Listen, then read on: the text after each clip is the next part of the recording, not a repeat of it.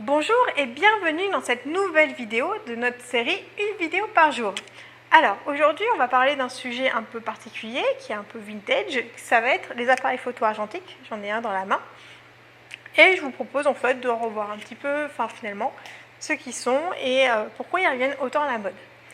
Aujourd'hui, je pense pour toutes les personnes qui traînent un petit peu sur les brocantes, vous pouvez vous rendre compte qu'on retrouve de plus en plus ces appareils à vendre, à des prix d'ailleurs assez dérisoires. Donc n'hésitez pas à agrandir votre collection ou en acheter quelques-uns et à les retester et à revenir justement un petit peu aux sources.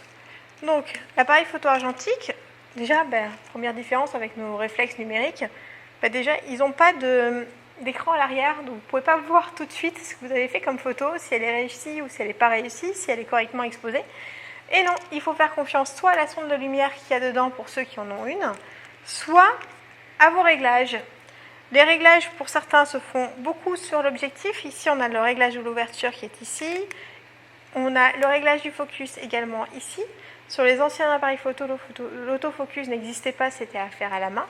Et ensuite, en général, on indique la pellicule en combien d'ASA elle est, donc l'équivalent aux ISO chez nous, parce qu'une pellicule peut faire que 100 ISO, 200 ISO, 400 ou 800. On ne pouvait pas avoir une pellicule qui balayait toute une sensibilité comme on peut l'avoir aujourd'hui sur les numériques.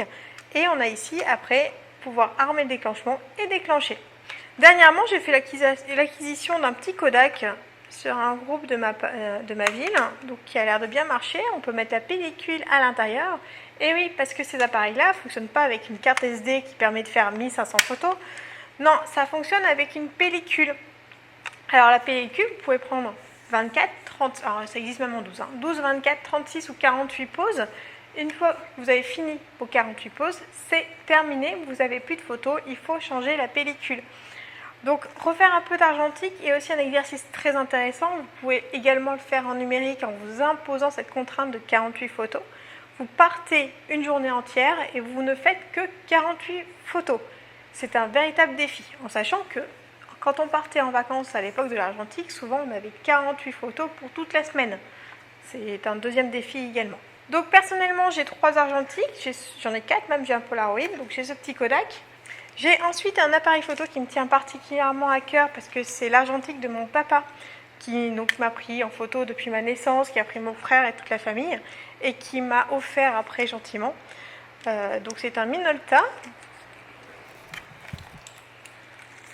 Et dernière acquisition que j'avais pu faire sur la foire de Bièvre, c'est un Canon qui date des années 66, donc où même la sonde de lumière marche très très mal, donc il faut vraiment aller chercher tous les réglages un par un pour que les photos soient nickel.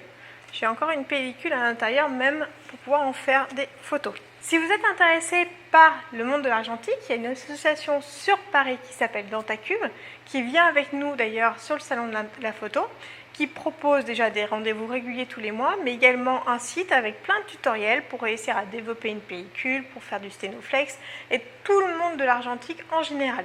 En attendant la prochaine vidéo, vous pouvez faire le tour sur le Bon Coin ou sur toutes les brocantes que vous pouvez trouver, et Dieu sait ce qu'il y en a en ce moment, pour aller dénicher ces petits appareils photo, que ce soit pour de la déco ou pour faire des photos.